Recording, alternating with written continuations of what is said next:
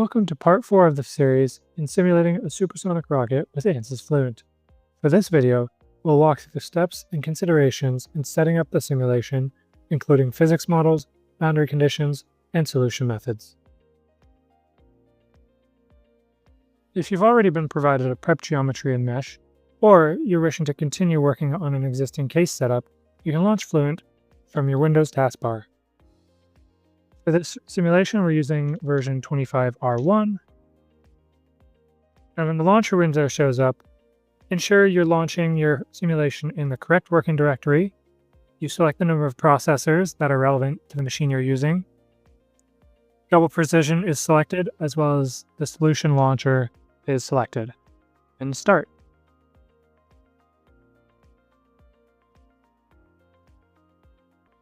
We can open an existing working case or read a mesh that's been generated from the File Explorer.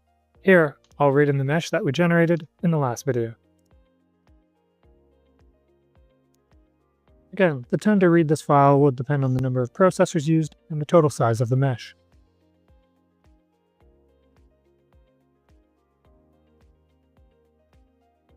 If at first the red mesh is not displayed, you can select the Display Mesh icon and select the surfaces that you want displayed. The same Fluent mouse controls are used to manipulate the display in the viewport.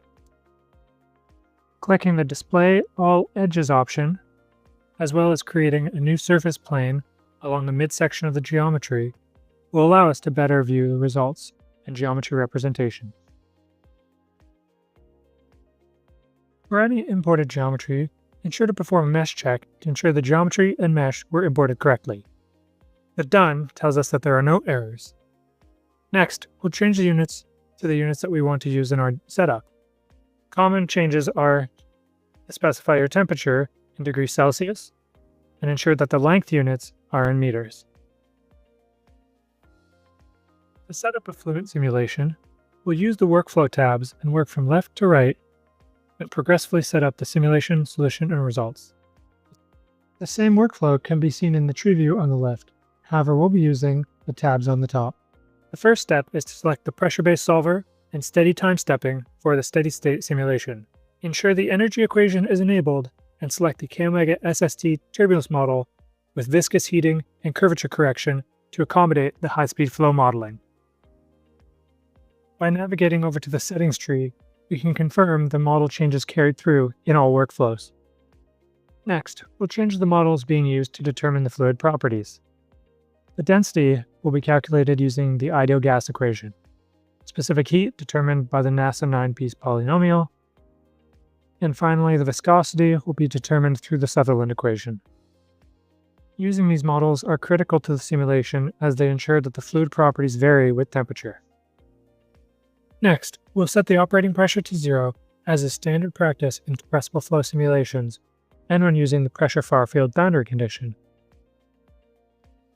For this simulation, we can neglect gravity as it is primarily a momentum-driven flow. Next, we can change the boundary conditions, where we'll assign the farfield flow a farfield pressure boundary condition, making the gauge pressure the atmospheric pressure at flight altitude. We'll also change the Mach number to the flight Mach number, ensuring to align the component of flow direction with our coordinate system. Here the coordinate system is not traveling in the direction of x, so we'll need to adjust to align with the z direction of flow. Finally, the thermal boundary condition will be changed to align with the air atmospheric temperature at 2 kilometers above sea level. Continuing to assign the appropriate boundary conditions for each surface, we'll notice that the inlet name selection was assigned a velocity inlet boundary type. We'll change that to pressure farfield. And when you have multiple boundaries of the same type, instead of individually changing all of the inputs one by one, we can copy the inputs from a previous boundary and apply them to other boundaries of the same type. A double check of the boundary conditions for the inlet atmosphere showed they match the farfield. We'll now set the boundary conditions of the nozzle inlet, which corresponds with the discharge of the combustion chamber. Thus, we'll use a pressure inlet condition, assigning the total gauge pressure to 4 megapascals, and the initial gauge pressure just slightly lower to 3.8 assigning the thermal boundary condition to 3326 degrees Celsius. And next, we'll ensure that the automatic naming conventions assign the correct boundary condition of symmetry to the symmetry planes.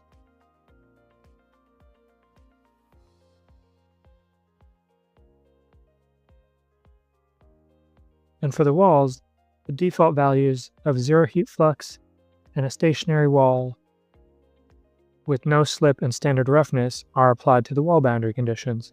These are default values that do not need to be changed. And finally, we'll specify the outlet boundary condition as a pressure outlet with the same gauge pressure as the farfield and inlet.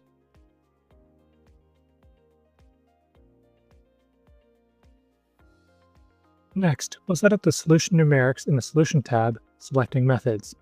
We'll use the coupled scheme, which solves for pressure and velocity simultaneously and is best used when these components are highly dependent on each other, as is the case in compressible flow.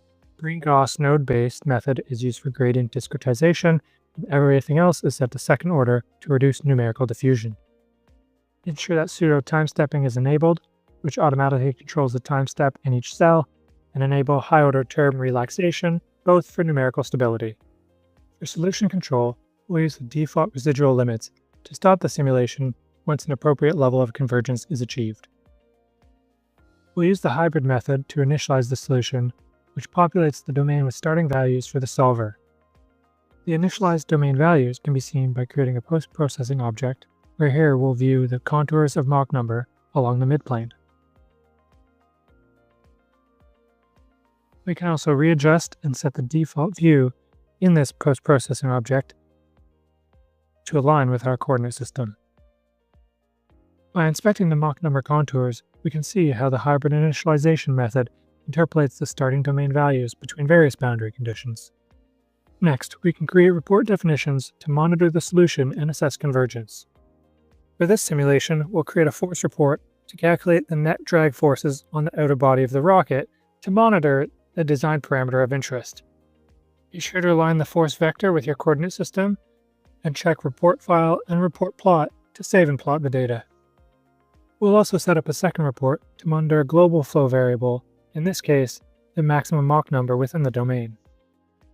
Once this is complete, we're now ready to run the simulation. Ensure to save the case and data files before running in the event of any issues during the solve. With the simulation set up and ready to solve, we'll look at the solution process and post-processing the results in the next video.